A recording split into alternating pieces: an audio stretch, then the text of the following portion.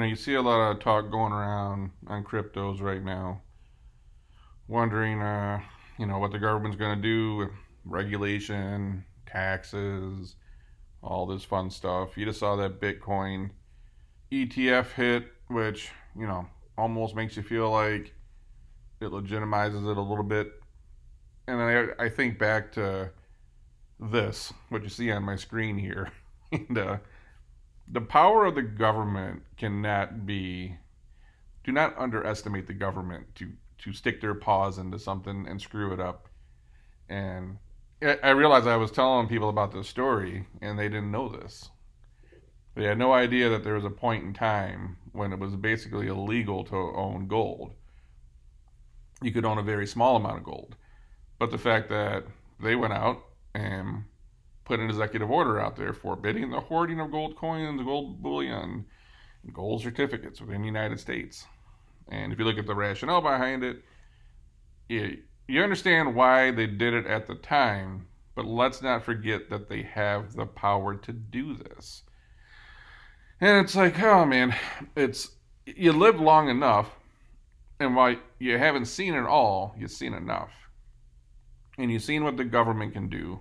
And from wars to laws to executive orders, there's so many laws and regulations in this country. It's pretty mind blowing. If you dig into how many thousands of laws there are, and if you just get into regulations, um, state by state, it's tens of thousands, maybe hundreds of thousands. It's crazy. You can't think for a minute that at some point the government is not going to crack down on cryptos. I don't know if that means cryptos go up or go down at that point, but it's not going to be this free reign circus forever. As soon as they feel like their grip on the financial system and banking system starts to slip away, they're going to do something about it. And maybe I'm completely wrong. It's just looking at what the government's done over the years. It seems like a very government thing to do. They're not going to let you get find a way out of their system, right? It's at the end of the day, they keep their power by keeping us in the system. But yeah, I don't know if you ever saw this or not. You can do a little bit of research. It's probably not that big of news at the end of the day, but just for the fact that at some point in history, I mean, this is at the same time when they're like, same time period when they were banning alcohol. It's like you realize that's less than 100 years ago when this shit was going on. But you look at where our Congress is at, where we're just at politically. I don't know. I like messing around with cryptos. Um, I've just been cautious, mostly because of I'm waiting for the government intervention. There's probably money to be made in that period of time, though, between, you know, that's like when Bitcoin launched. In between now, obviously, someone made a lot of money, and there's probably more money to be made. But to think that the government at some point isn't going to do some shit like this, um, it's just a matter of time. As it gets more traction, I could have swore I just saw something today, and don't quote me on this, but popped up on my Instagram or something, Bloomberg News or Economist. I think it said total amount of money in the cryptos is 2.7 trillion right now. Could be completely wrong about that. Go check that for yourself. But let's just assume that's true, which I think Bitcoin's got to be close to $1 trillion by itself. So that just sounds realistic to me to be 2.7 trillion. Um, at what point do they say, "Hey, this thing's growing out of control," and they're going to ban everything else and launch their own kind of coin, um, heavily regulate like they do with stocks, what you can and can't do. And they're going to have, how like day trading accounts, you have to have a minimum. I don't even think it's like 25,000 or something. Are they going to do stuff like that? Margin requirements. Um, you can see that this is coming at some point. It's just what does it look like? So at this point, it's like trying to make as much money as you can, and then keep your eyes on regulation, keep your eyes on the chatter, see what's going on in Congress, see who's pushing it, You don't want to get blindsided by it. And hell, the way this world works, you might get blindsided by it, or knowing our government, you're going to hear them talk about it for 6 months and then probably do something or not do something. You don't know. It's still the wild, wild west out there. But this is one of those interesting things that I've brought up to people in the past.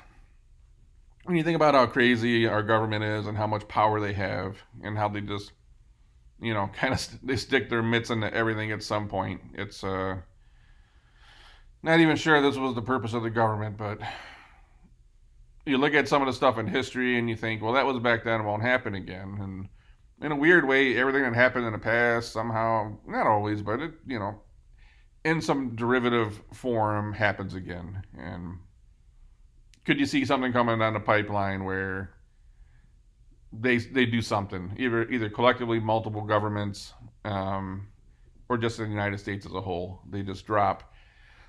What's going to stop, this president or the next president? Which if it doesn't happen on this president's watch, you got about 3 years left to make some money. But what stops someone from doing executive order, from trying to push something through Congress?